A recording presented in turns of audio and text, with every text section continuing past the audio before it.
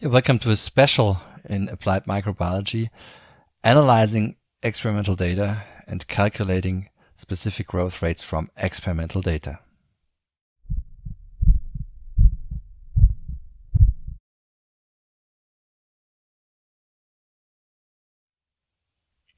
Yeah, in the lecture we have already seen an example how you can calculate experimental data. However, we used ideal data. Real data looks different. So in the following section, I want to explain you how you can analyze real experimental data and get a good value for your specific growth rate. So let's first have a look what was our starting point in the lecture. We said that the change in a batch culture of the biomass concentration versus time is equal to the specific growth rate fold the biomass concentration. Mu is again the specific growth rate. So then we said if mu is constant, and this happens during a batch culture most of the time, and then mu is mu max in this case, then we can solve this equation in this form that we can separate the variables and we can write dx divided by x is equal to mu fold dt. Then of course we can integrate that, and if you integrate that you come up first with this ln x minus ln x0 is equal to mu max fold t, and then of course you can solve that to this form x is equal to x0 e mu t. So this integration was with these borders x0 x0 to t, but of course we can also integrate here with the borders x1 x2 t1 t2, and then we ended up with this equation for directly mu max is equal to ln x2 minus ln x1 divided by t2 minus t1. And you remember in our lecture we had this example where we plotted ln x versus t, and we had this ideal curve, and of course this is our exponential phase. And then if we look here at a t1, t2, x1, x2, we could, using this equation, simply calculate the specific growth rate. Going back how real experimental data looks like, this looks like this. So let's also plot ln x versus t. So it's like this, you know. However, based on this equation, you see that if maybe I take now this ln x0 to the other side to put it in this form, plus ln x0, that doesn't matter too much. So if we plot t versus ln x, we will have a linear function and the slope is mu max. So in other words, as long as I'm in the exponential phase, I can plot a regression line, a linear regression line through this data, and the slope of this regression line will be mu max. So this is how you would analyze the experimental data.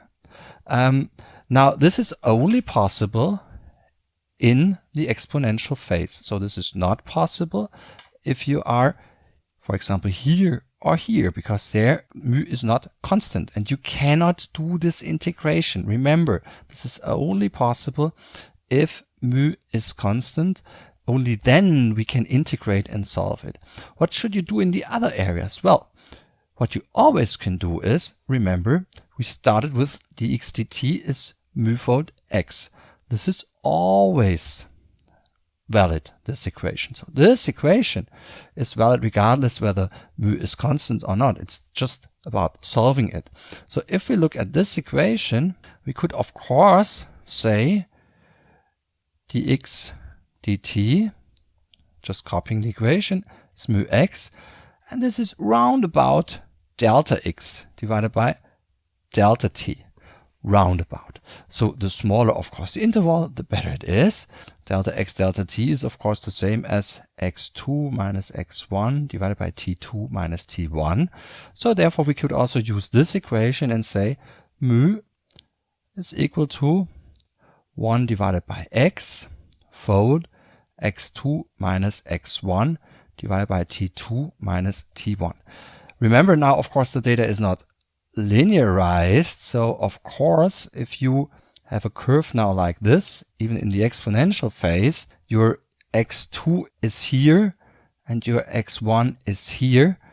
So your biomass should be then at least the average value in between. In reality, again, we have the experimental data, so therefore a single data point, calculating a single data point doesn't make too much sense. What x to use? We use the average. So we say x average is equal to x1 plus x2 divided by 2. And as we have here 1 divided by x, we put that in this formula, then we can always also calculate mu is equal to 2 divided by x1 plus x2 fold x2 minus x1 t2 minus t1. This is not absolutely correct. This is approximately correct. It's getting more and more correct the smaller the delta t is. And now this is important. At the end, we talk about experimental data. You measure every half an hour. So this is the value you get. You don't start with a mathematical function. You start with real values. So these are just the formula we have derived.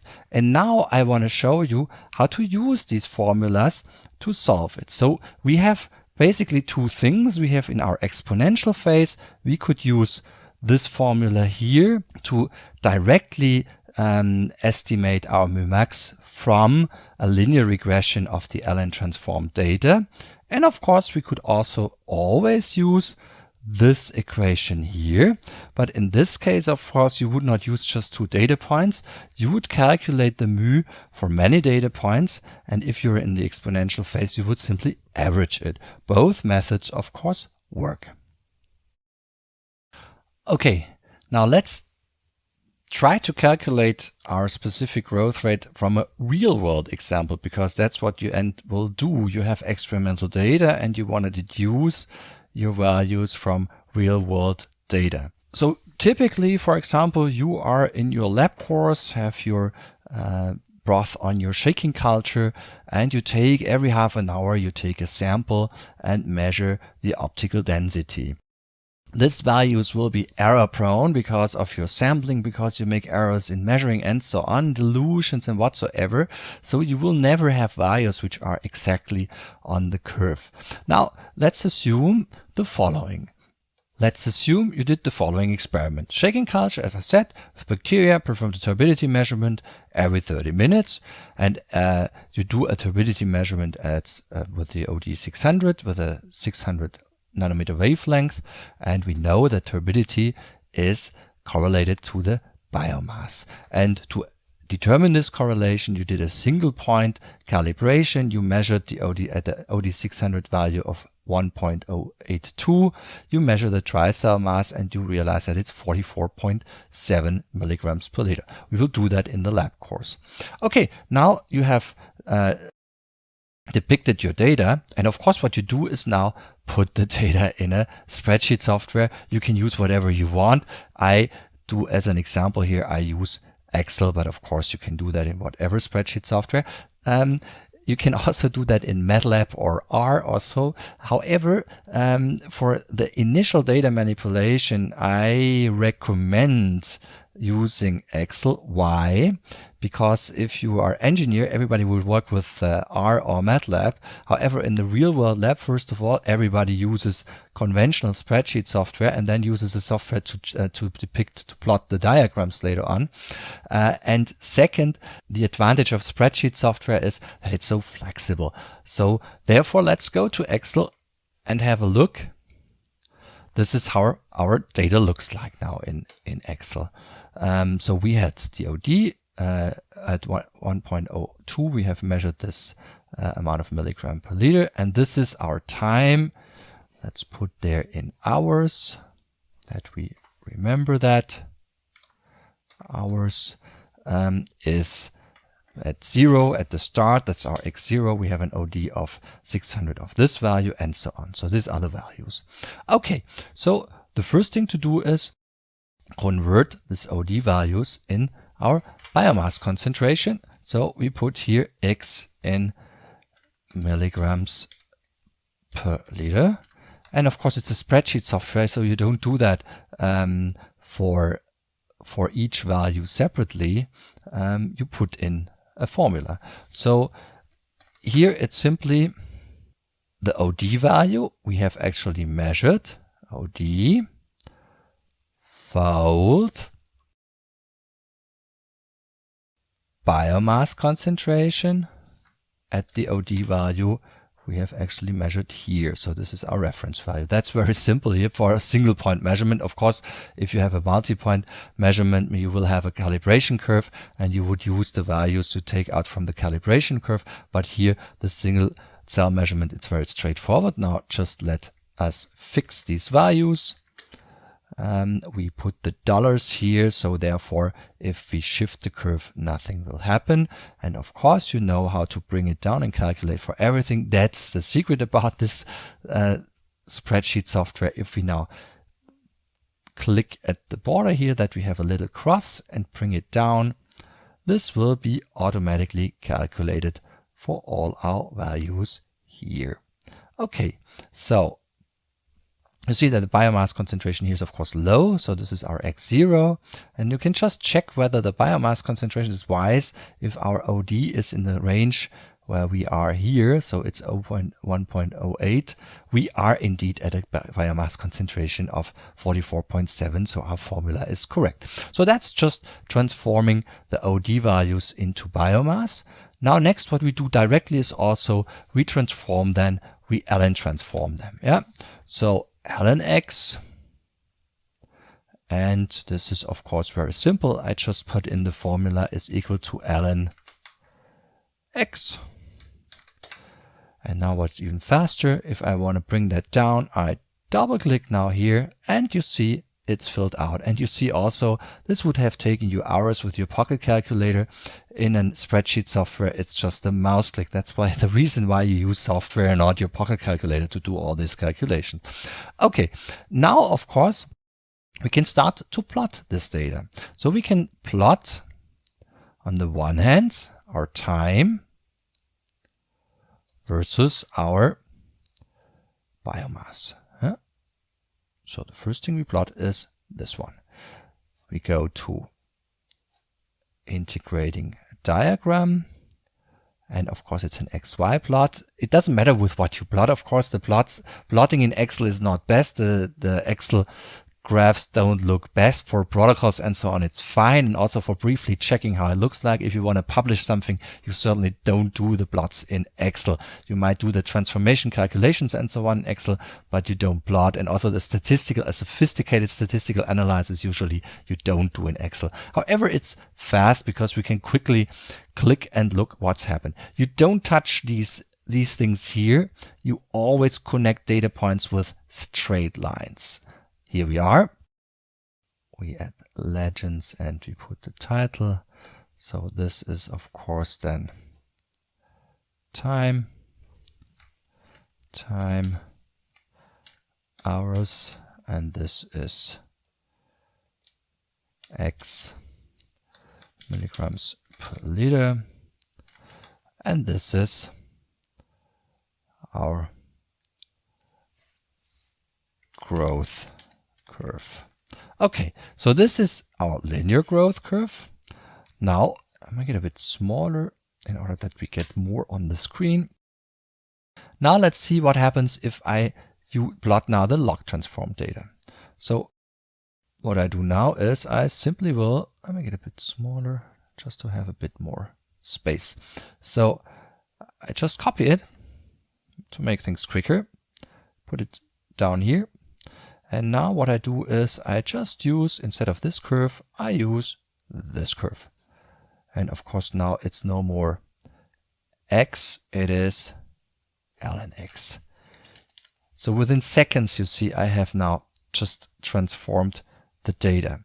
Now what is interesting, what you see is at the beginning, it looked like that the exponential phase is somewhere here. Yeah, if you look at this growth curve with a non-Allen transformed data.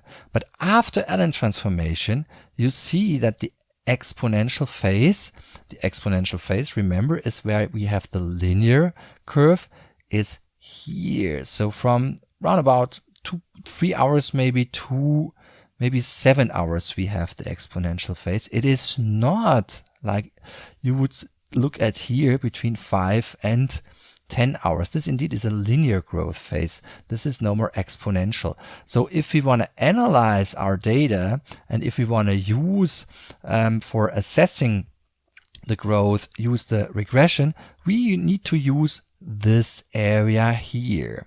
Okay, so if we now go for linear regression, we could do the following. We could say, so this is of course not what I would do in reality, it's just for demonstration. So we can say, okay, let's take this curve. And now I just want to use that values which are in between 3 hours and maybe 6 hours. So I remove the connection line. So I changed it now to a curve without connections.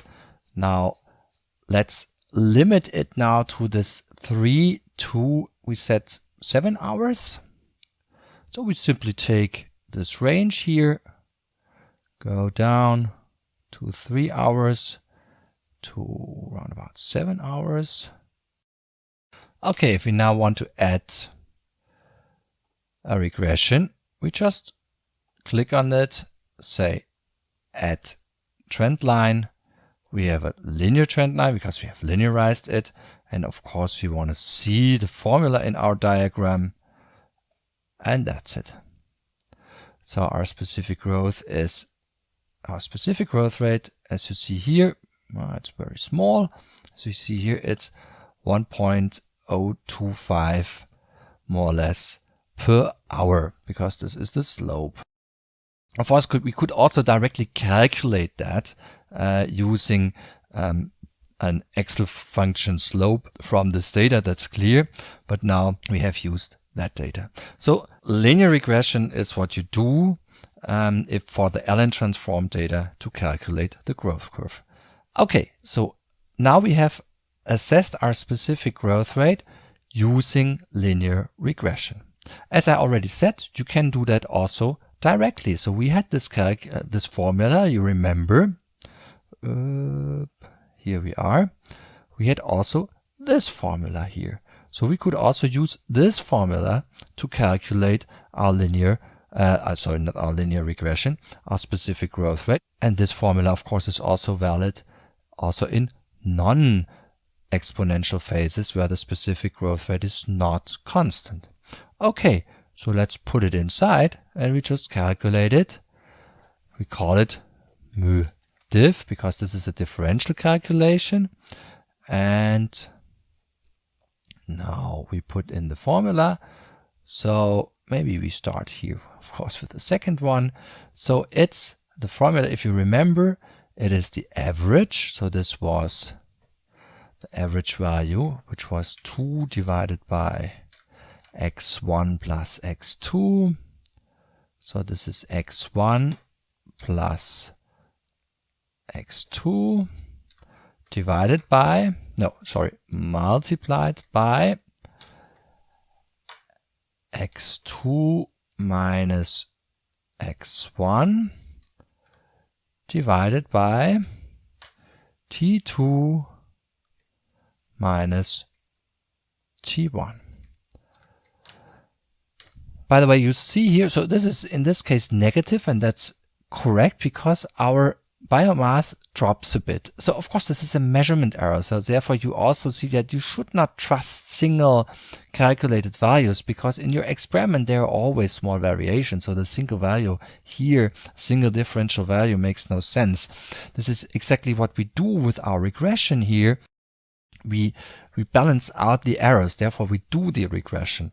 Now I just want to double click that we don't forget it to calculate it for all this area. Just one remark, what I did here is I used I always make a subtraction T2 minus T1, but as you see, the interval is always half an hour because we measured always half an hour. So in principle, we could put this half an hour directly, but please never do that. In Excel, it takes you a second more to put that in, and you copy it down anyhow, because maybe during your afternoon break, you had a 1 hour interval. Of course, you have noted it, but you forget it that you've done it. And then if you don't include that in a calculation, then it's just not correct. So just calculate. The single values are now in the area where we have exponential growth because we want to calculate our maximal specific growth rate. There in between you see 0.5 up to 1.6. So you see between 3.5 and 4 hours we had a specific growth rate of 1.6. And you see, if we look at the data, this is this sharp increase. So this is reflected, of course, by this value. So of course, this is what we average out with a linear regression. And here we have to manually average out. The easiest thing is just take the values, mark it. So it's from 3 to 7 hours. And you see now we have an average of 0.97. And this is the specific growth rate in this area. And you see this is round about the same as we have with linear regression of our ln transformed values. So of course, for this, we need to take into account the biomass. So we need to know the biomass, and without this, we cannot calculate that. So the advantage for our ln transformed data in this formula, we don't have the biomass inside. So in this regression formula here, biomass doesn't play a role. And that's cool because this means that we can use, if we use this formula, we can use any value which just correlates to the biomass. So in other words, we could use also the OD values as a starting point. So let's make an ln transformation. I make it a bit bigger that you can see it. Let's make an ln transformation of the OD. Well, it's simply now what we do is it is ln OD. Of course, as it's below 1, it's negative, but we don't care about the absolute value itself. Remember, we want to calculate slopes. And now look what's happening. If I now use in this growth curve, we have used now the ln transformed biomass. If we now use, instead of the ln transformed biomass, just the ln transformed OD, look what's happening to the curve. It looks exactly the same.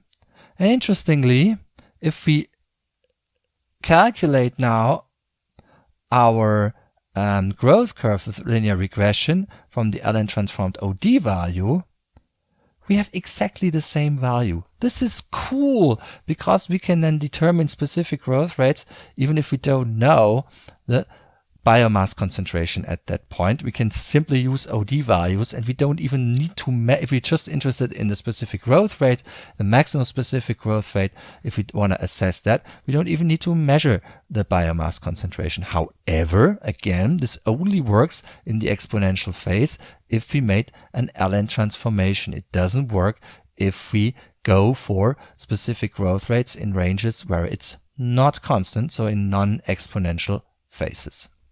Okay, that's it in principle, how you approach in reality, how you measure the specific growth rate from real data. Of course, you use a spreadsheet software, or if you want, you can use MATLAB or whatsoever. You don't use your pocket calculator to do 100 calculations, repeated calculation each time. That's why spreadsheet software is out there.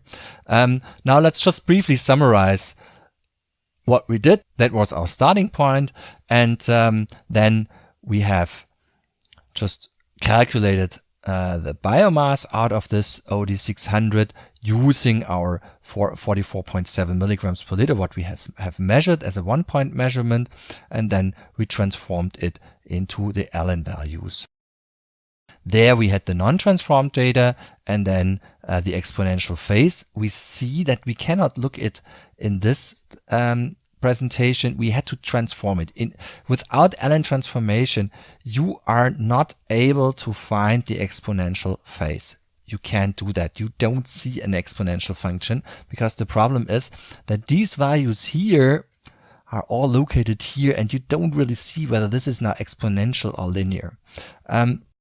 By contrast, you see easily that these values are then back to a linear growth or no more exponential. So this is the exponential phase, as I said, and the non-transformed data, this is the exponential phase. So this here is the linear phase. But what is happening there? There is still growth. Remember, for growth, you need two things. You have your substrate, and I always told you, as long as the substrate is there in a batch culture, you are at the maximum specific growth rate. Why? Because the limitation with respect to the growth rate only occurs at very low substrate concentrations. So these concentrations are reached at the very end of the culture, and you're not really able to measure this effect. However, we have a pronounced effect, and we certainly have substrate, otherwise we will not have growth. So what's happening here? The limitation here is oxygen. So the oxygen transfer is becoming limiting, and we will talk in bioprocess engineering quite a bit about oxygen transfer, because this is let's say one of the major tasks in bioprocesses, to bring enough oxygen inside your culture. If you have a shaking culture, like in our example, the oxygen transfer just happens at the surface of your Erlenmeyer flask. So oxygen transfer is of course a function of the area, and the area there is small. And if you shake just a bit, oxygen transfer becomes limiting quite early. Even with low biomass concentrations in your culture, oxygen transfer becomes limiting. So this means if you really want to measure growth, you have to have a rigid shaking. You have to go to at least 300 to 400 RPM for your bacterial cultures. And you need to put in buffers and so on in order not to have an even surface, but to increase the surface. That's often made wrong. If people measure growth curves in shaking culture, they underestimate the problem of oxygen transfer. So here we have a linear growth due to oxygen limitation.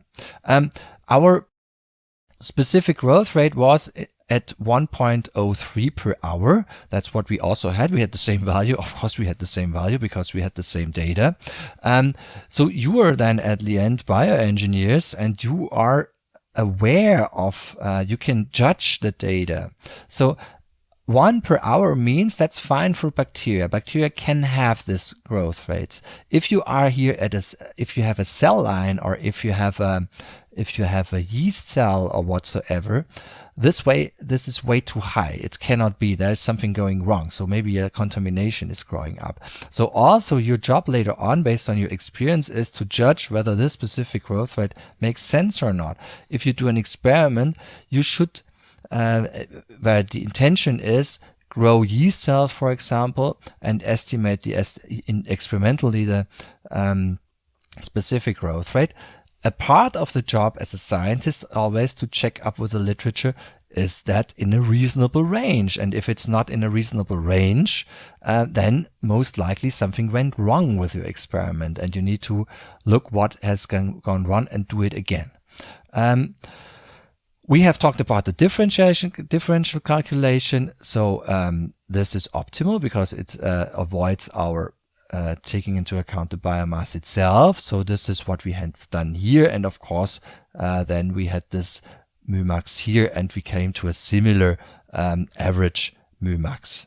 Now, and the cool thing is, as I said, that if you use if you use Allen transform data, that you can also directly use OD values for assessing the specific growth rate. So that's as a summary, and of course the value is the same regardless of the axis has been shifted here, but you don't care. You just want to see the slope of this curve. Okay, so that's it with respect to determining the specific growth rate from experimental data. Of course, similar is true if you want to determine other kinetic parameters. You will see that later on in bioprocess engineering. Thanks a lot for your attention. Now have fun in doing experiments. That's what we are living for. We're scientists. Goodbye.